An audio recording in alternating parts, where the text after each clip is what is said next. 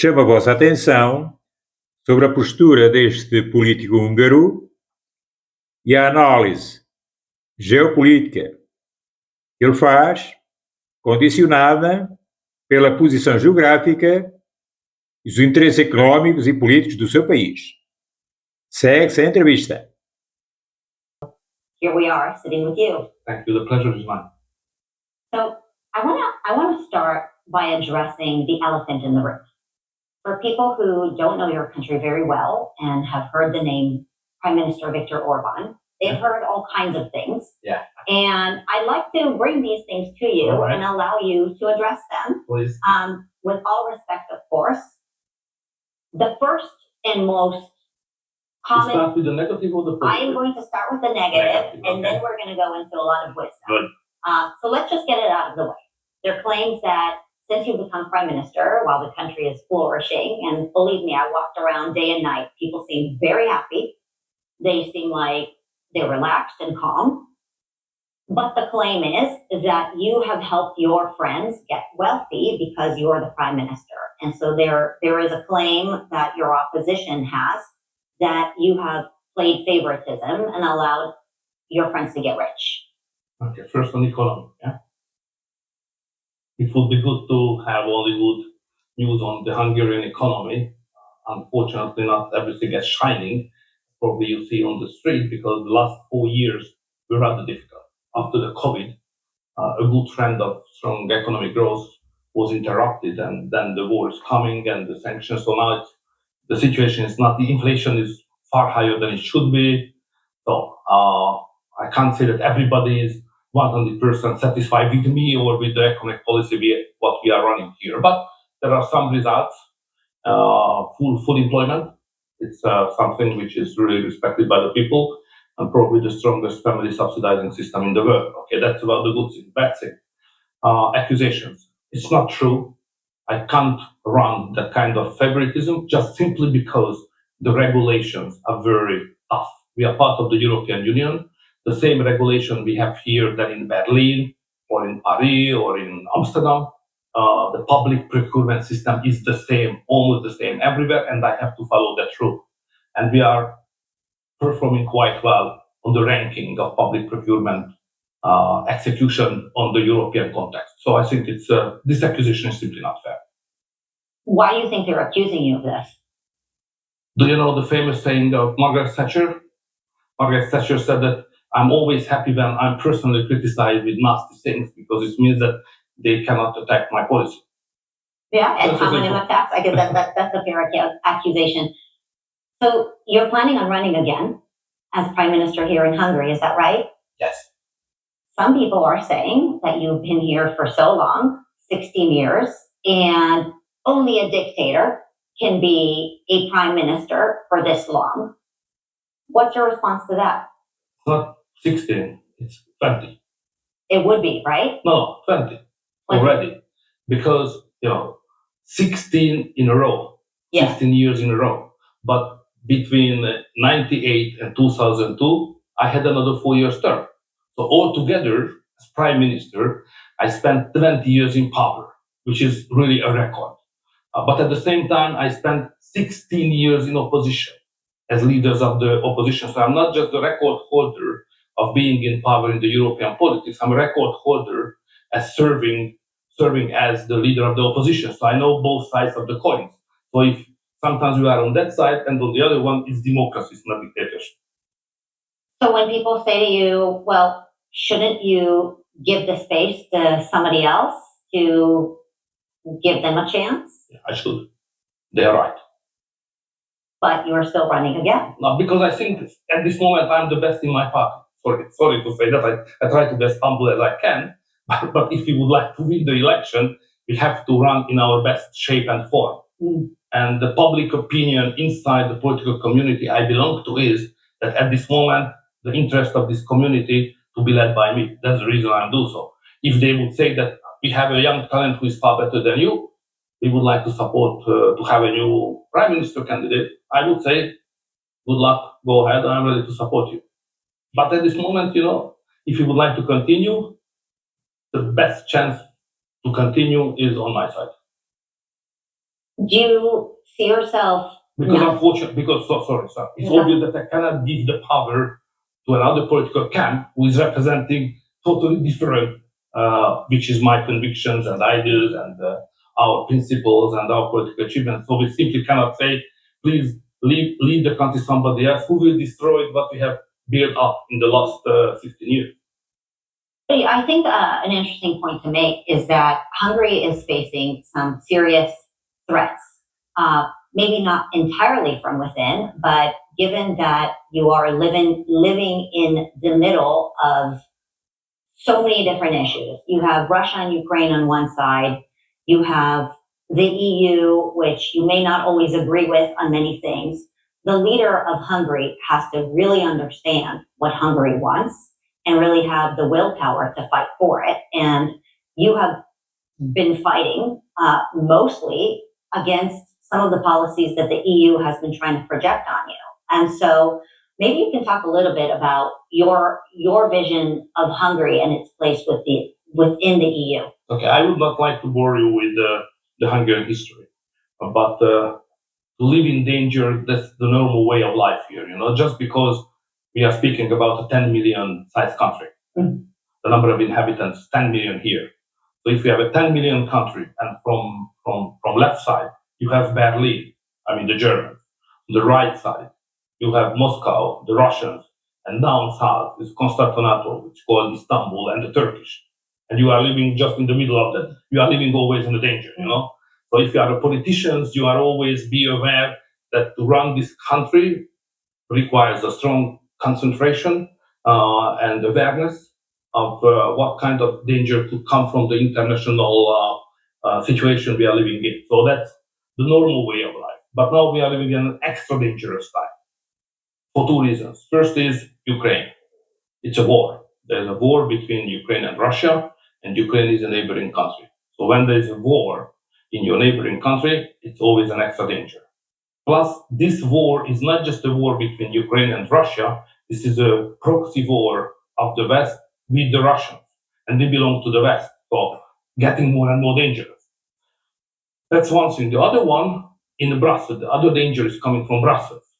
Because now in Brussels, that was not the case, let's say 15 years ago, but now clearly this is the case. Now in Brussels, they would like to build up a United States of Europe, a kind of empire. Some countries love it, some countries don't. We belong to the sovereignists, we don't like it.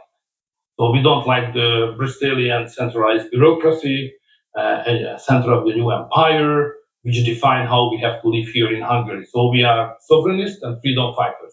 So there is one challenge from Brussels, kind of superpower in the European Union, and we have a direct war danger coming from Ukraine, which is the proxy war of the West with Russia. So this is the situation where we are living. People who are critical of you, they say that you're almost wishy-washy in some ways, where, well, you're kind of friends with China, but you're kind of friends with the West, but you're kind of friends with the United States, but you're kind of friends with the EU. And I think as you explain this tricky situation that you're in, it's becoming clearer to me why you have to be in this situation. I have only one friend, the Hungarians. So I understand that if you are an American or a Chinese or a Russian, you can see it as a wishy-washy because we have a good relation at the same time with Donald Trump, President Donald Trump, at the same time President Xi.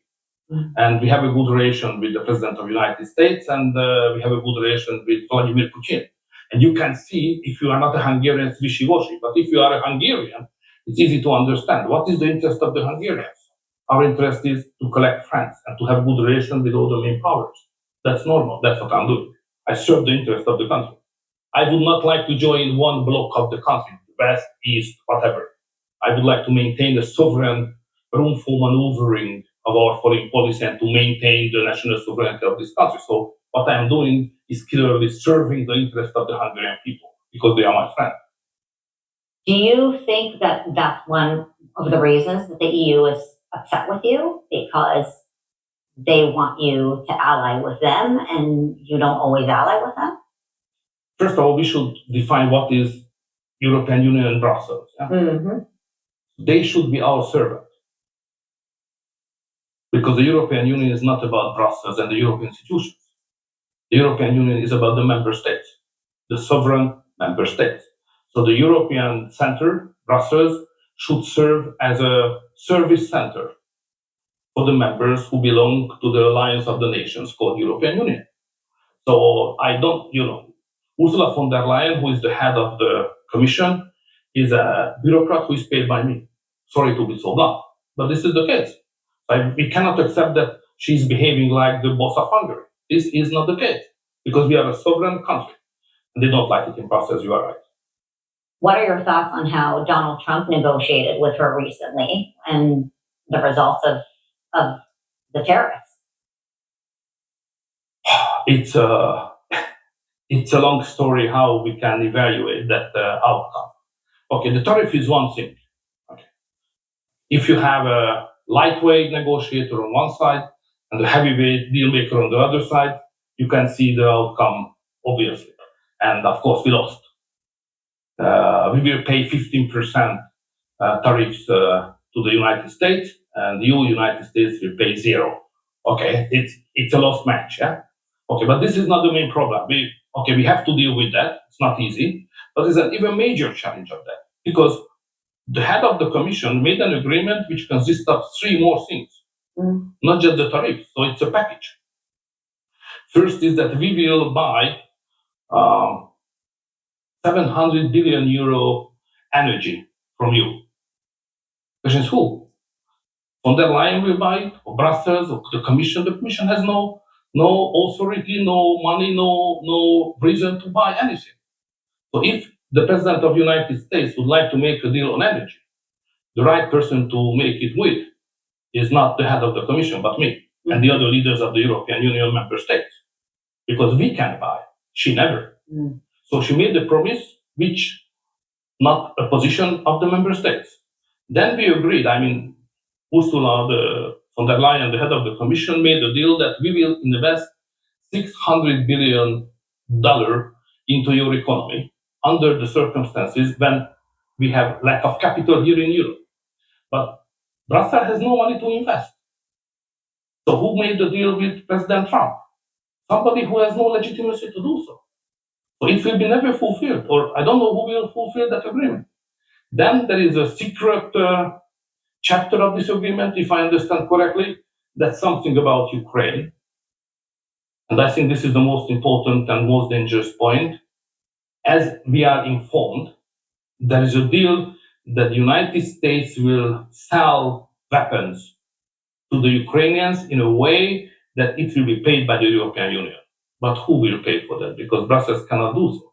So again, tariff is one thing, but then there are 3 other points when the President of the United States made a deal with somebody who has no chance to fulfill that obligation. So I think it will create a lot of difficulties and discourses in the future. Because President Trump will say, why this agreement is not fulfilled? We said, it's not our deal. You made a deal with the President of the Commission. Go there, not to Hungary, not to Germany, not to the European countries. So if United States would like to make a deal on energy, on weapons, on investments, it's better to go to the member states' capitals, not to Brussels.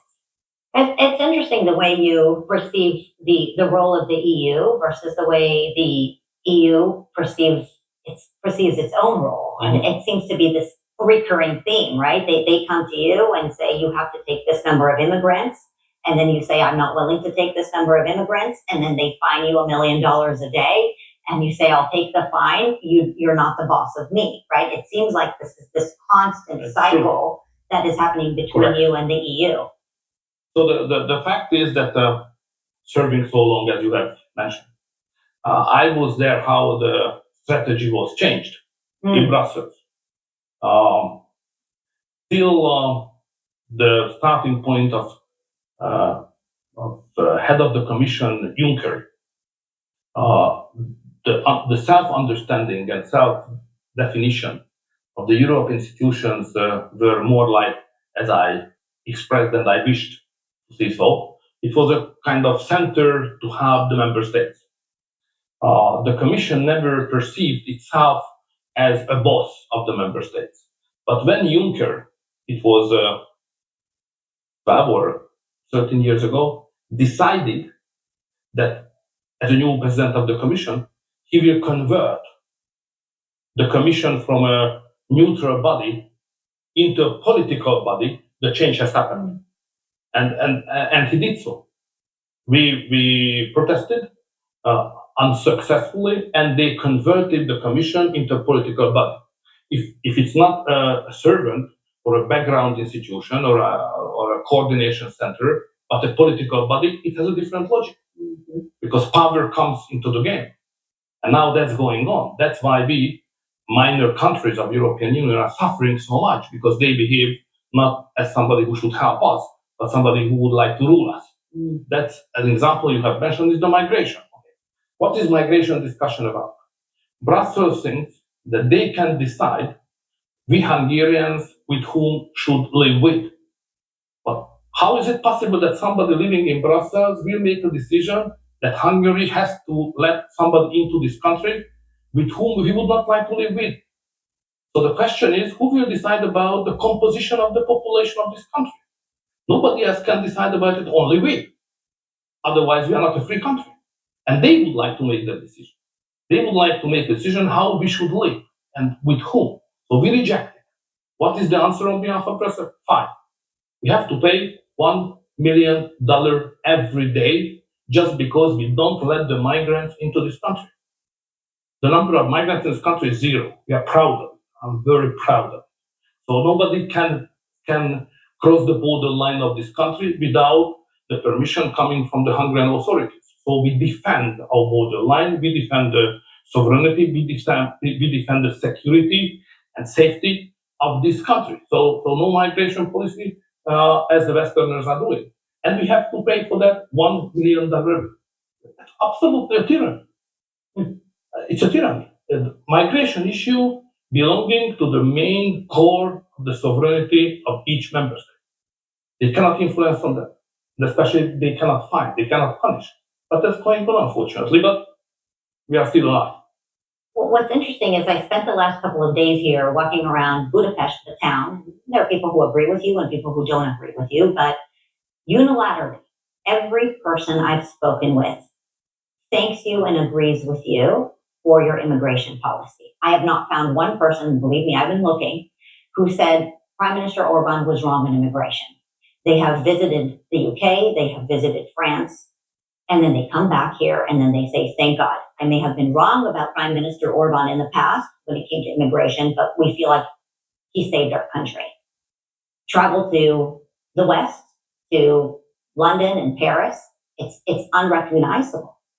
And so why do you think the EU is doing this?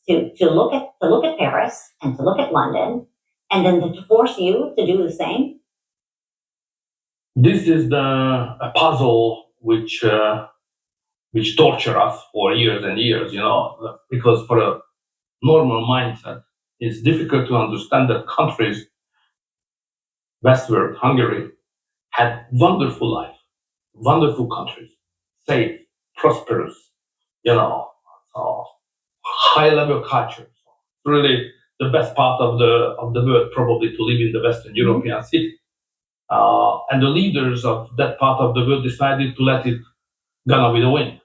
And now they have a different life, which has full of danger on the streets, the threat of terrorism, unbearable economic burden of the migrants because somebody should finance them, and the totally different ethnic composition and the totally different cultural composition of their society.